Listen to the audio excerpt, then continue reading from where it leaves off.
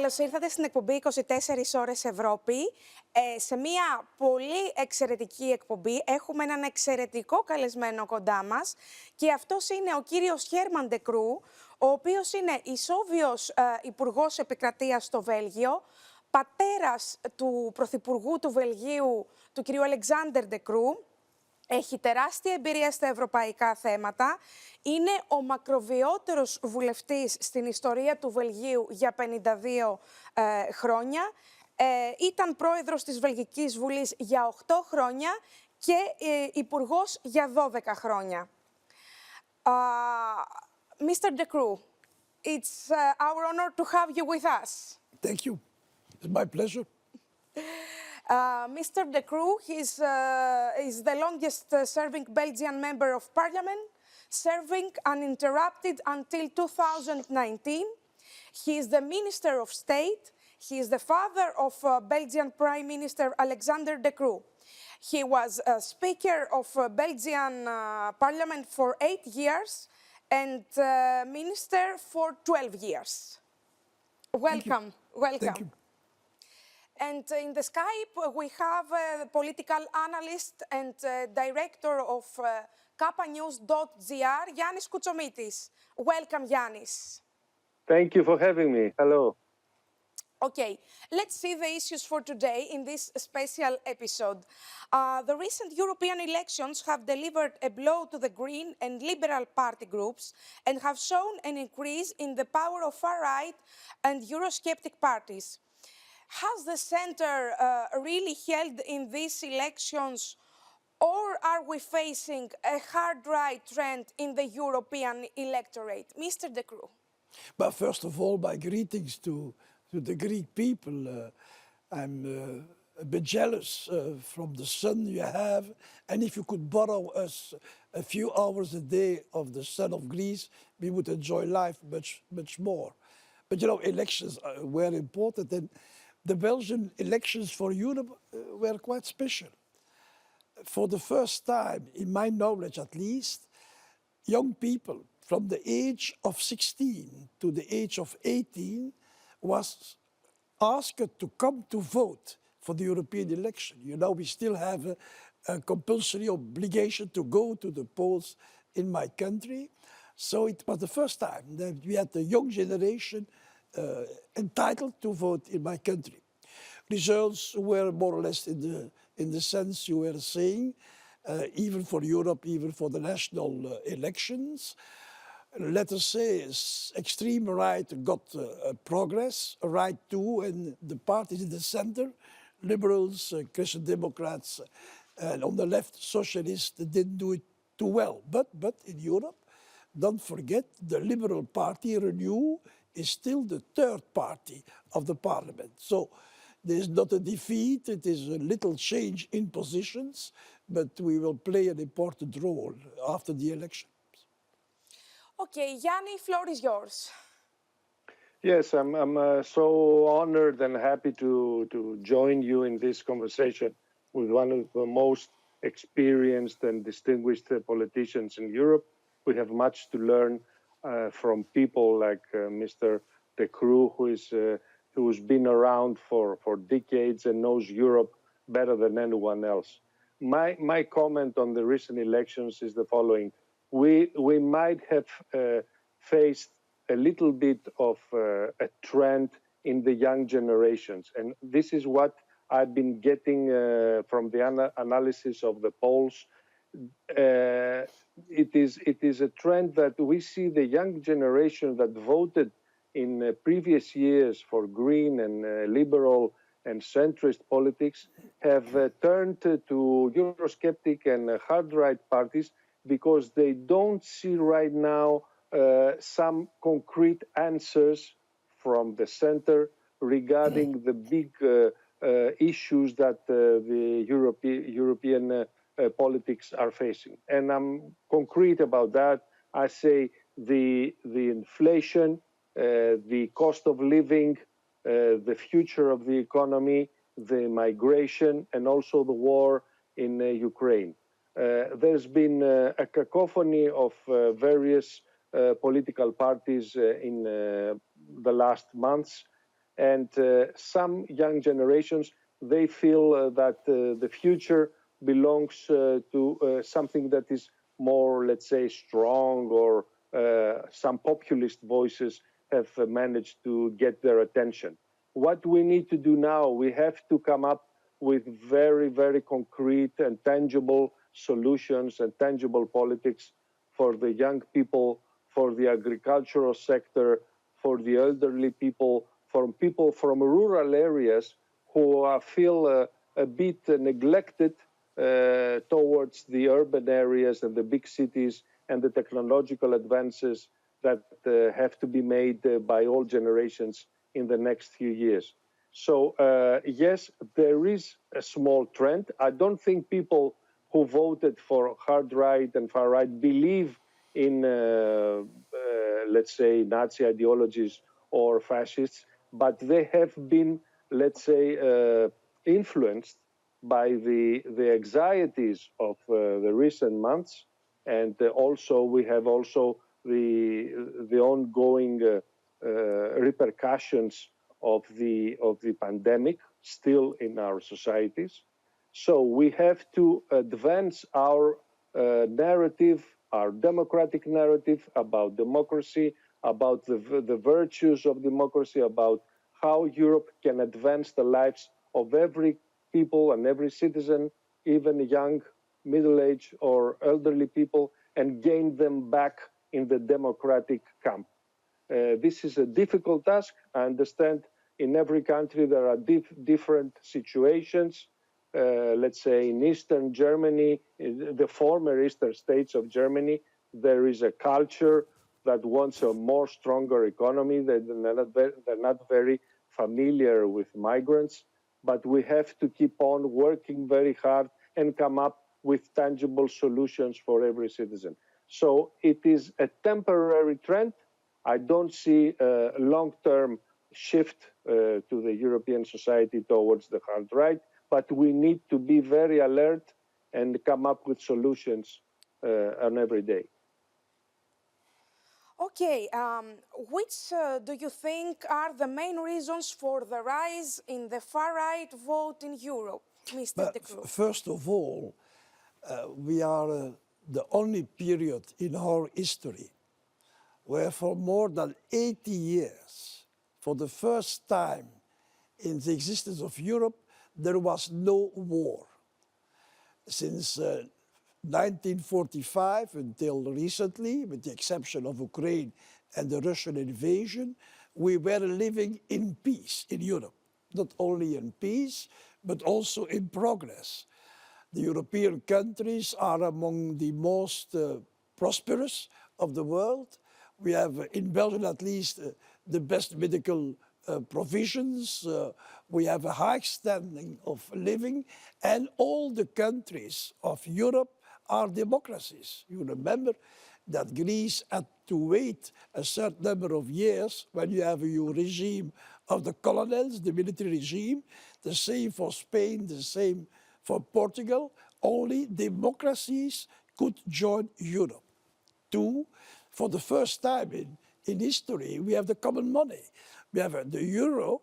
We don't have to make changes. We have the same economy possibilities, and we have to be attentive. If I have the euro in my pocket, I have to be attentive that in Greece, in France, in Italy, we are supporting this money to make it strong so that we can be a strong economy to do what? To protect liberty, to protect tolerance, to favor education, to keep, in a certain sense, the best, I would say, medical care of our people, to give them security and freedom. What do we discover? That even with all those advantages, with all those, I would say, prosperous things, people looks to be unhappy.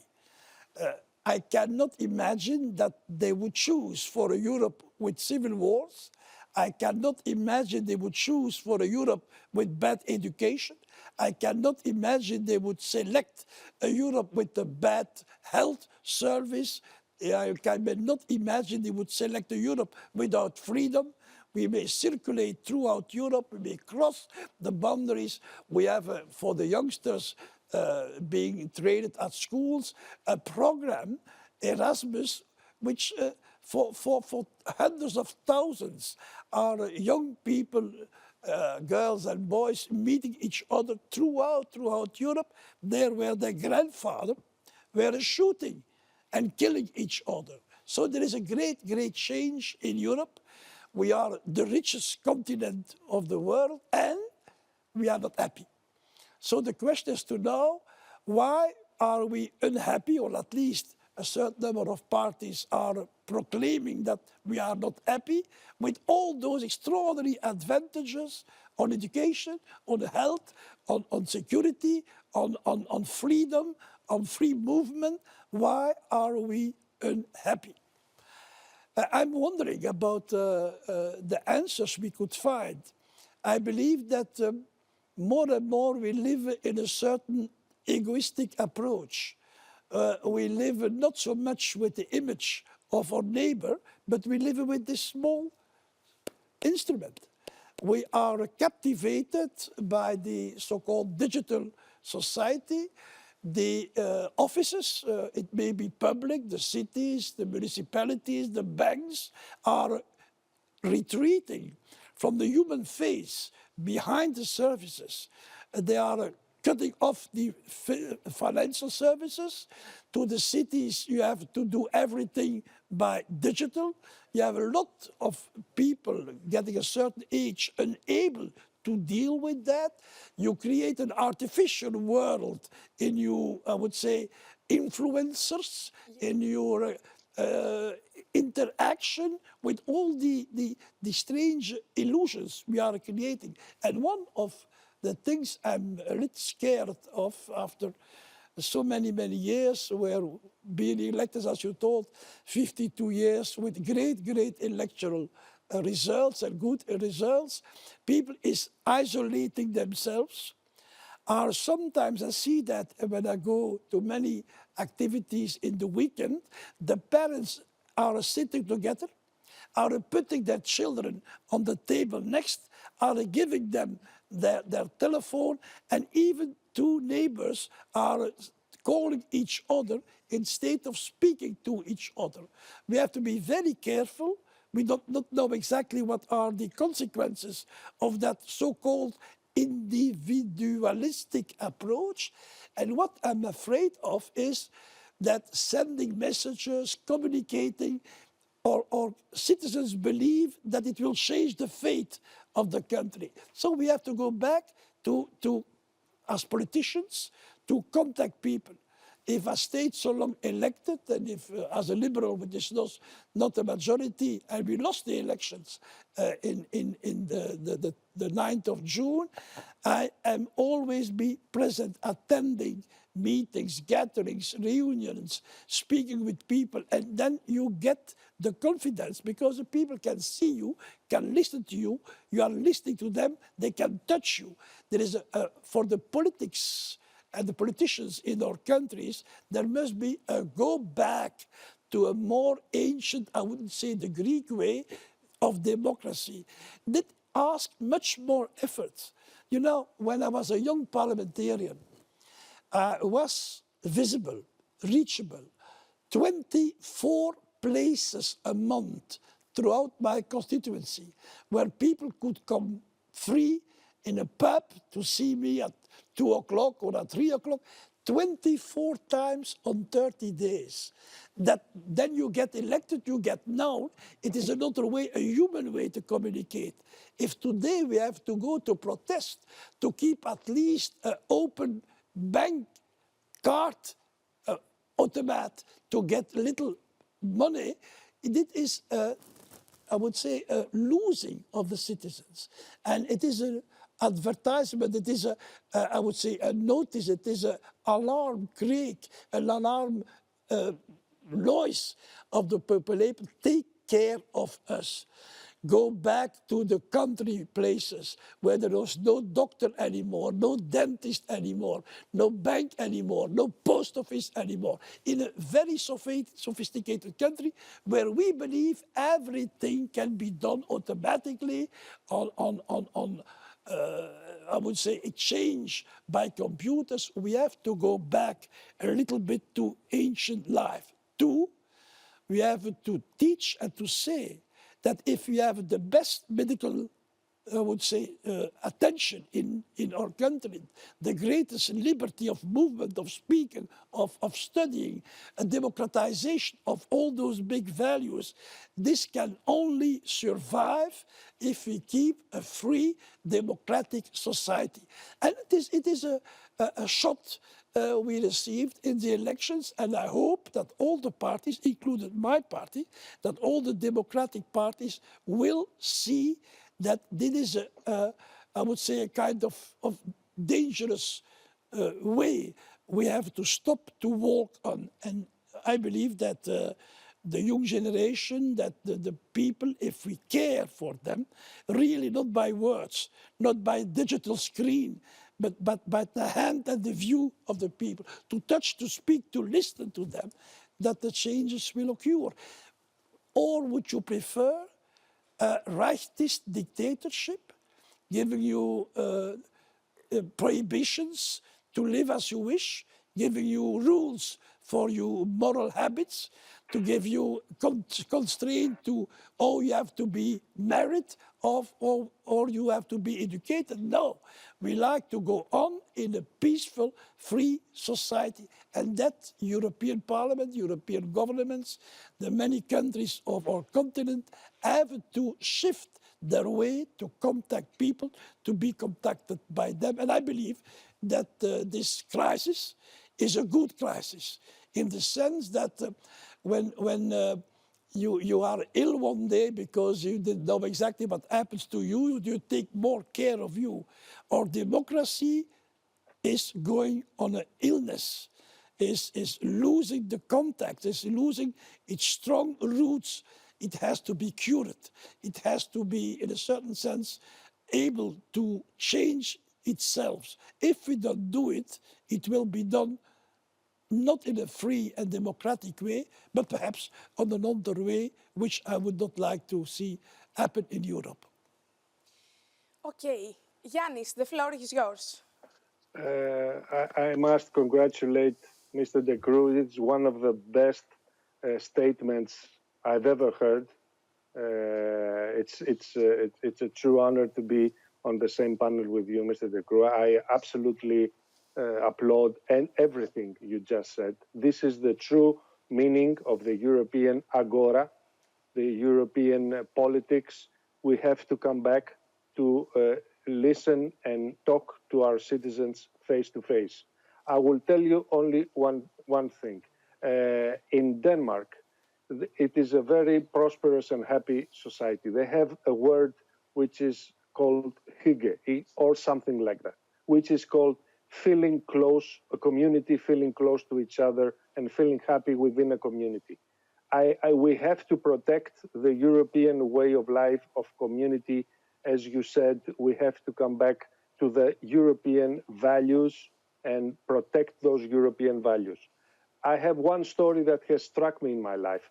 Many years ago, about 25 years ago, I was a television producer, still am, but I was a young television producer then. And I went to Switzerland for an interview with the founder of the Swatch Industries, the industries that made the watches, and later on they made the smart cars.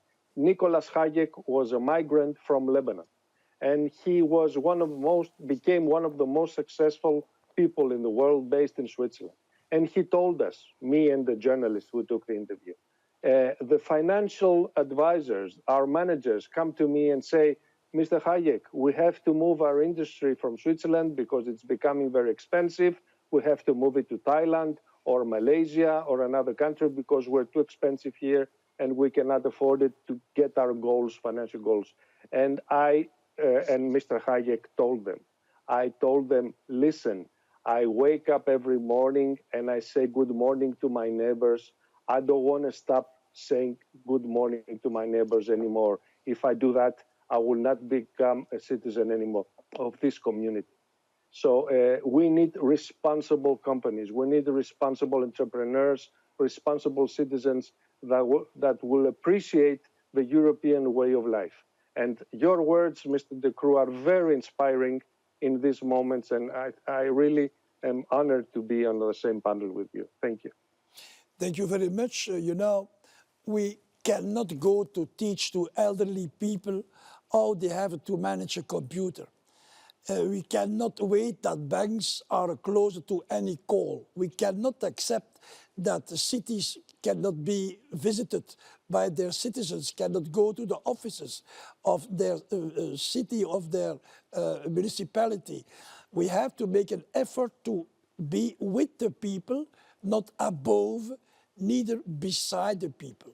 And if we don't do that, we will have new elections in 5 years being much stronger because the right is selling stupidities. You know, the last post, Hermann Göring, the Nazi personality of the Hitler regime, the post he had before he joined the Nazis was Speaker of the Parliament. He was elected by the people. Hitler has been elected as later a dictator and a criminal. We have to be very attentive to the lessons of history, but we have to do an effort not to teach the people with the finger. This way, you have to do that you may do, that you may not do. We lack dentists and doctors in our municipalities. In Belgium, one of the richest countries on the world, we have all what you could wish, but we have to communicate as humans, not as automatized elements from a computer society, which is calculating by their advisors where you can perhaps win a couple of cents a dollar in what you are making or not making. We have to be humanizing once again. And I tell to all the politicians, to all the responsible people, if you don't handshake with history, history will give you a fight, will give you a fist in your face. Europe is facing fierce trade competition from China and the US. What policies are needed to make the European Union more competitive and resilient? Also, what vision should European Union have for the future? Mr. De Croo. Well, to be technical, we have to increase the internal market in Europe, not only to the exchange of products, but also of services. We have to go slowly to a certain kind of United States of Europe. So we have to increase the internal market, to increase our competition. We are the biggest commercial unit in the world. We have to see that we keep at home essential elements of our economy, not to buy everything in China because it is cheaper, not to undergo pressure from the United States, but to be able to build ourselves our internal quality full market. Two, I think we have to think about the way up in which Europe is deciding. Can we accept that one country out of the 20 and so much could say, have a veto? I'm Belgium and I say no. I'm Hungary or I'm Austria or I'm France and I say no. We have to go to a democratic country where a real majority, not only in the parliament but also in the countries representing, as today, a majority of the population, can decide. And we have to prepare our own defense. Many European countries today are unable, militarily speaking, to shoot down one missile coming from Russia or from any place in the world. We can only survive in our freedom, in our democracy, in our social, I would even say a little paradise, even if people can be lost on the way, without a protection, without keeping ourselves or our hands in the keeping of our peace inside Europe. We have to do that effort and we have to mobilize people with enthusiasm, with faith, with belief in what we are doing. One day you will really know what liberty is. You only will know it when it is taken away. If you would like to know what is social context, free movement, you only will feel it the day it is taken away from you. So we'll never authorize these kind of things. There must be an enthusiasm. And we have the people, we have the youth. We have to be tolerant for our migrants. Our migrants are looking and seeking for a better life. They are also helping. If they do the same duties as a citizen as to assume, they can be a citizen in our country. If they learn our language, if they make their work in helping society, why would they not be our I would say, welcome hosts? Don't forget, very soon, Black Africa, if I may say that, Black Africa will count 2 billion inhabitants in Central Africa. And Europe will be 500 million. If we are in competition, we will never beat them. We don't need that. We need to make a system where also they can progress. They can acquire liberty. They can acquire prosperity so that we can be one day equals with each other. Yannis, the floor is yours. Yes, also on the technical side, I would say we need urgently to complete the banking union. It is something that we've seen in the recent years. There is huge differences of cost of money in different countries. In Greece, in order to get a loan, you need to pay about 8% interest rate, whereas in other countries like Belgium, it's less than 5 or 4%.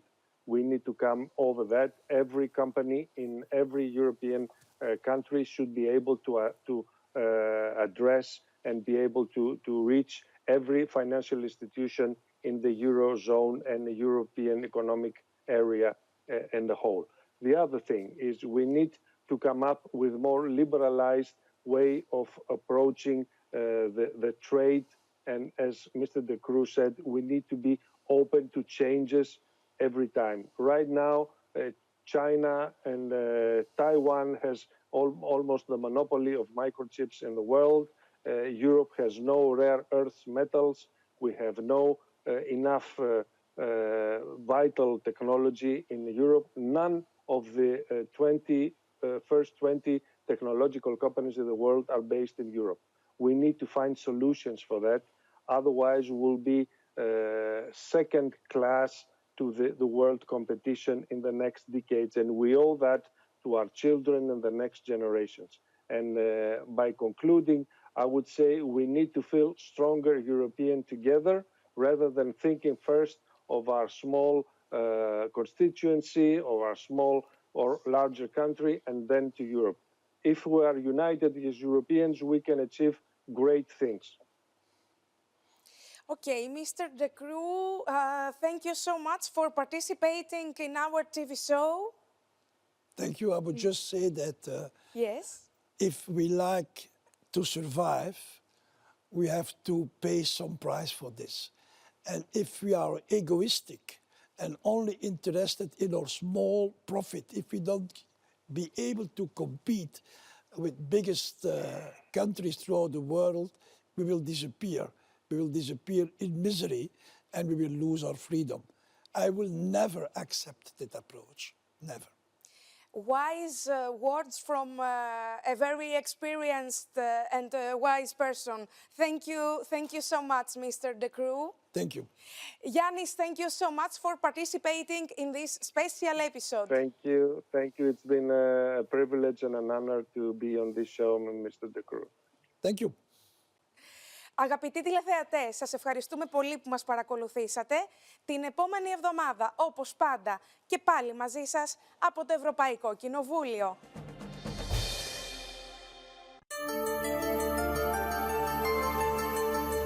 Η τριχοφυΐα δεν είναι δεδομένη. Είναι θέμα επιλογής. Μόνιμη ανώδυνη αποτρίχωση. Vivify.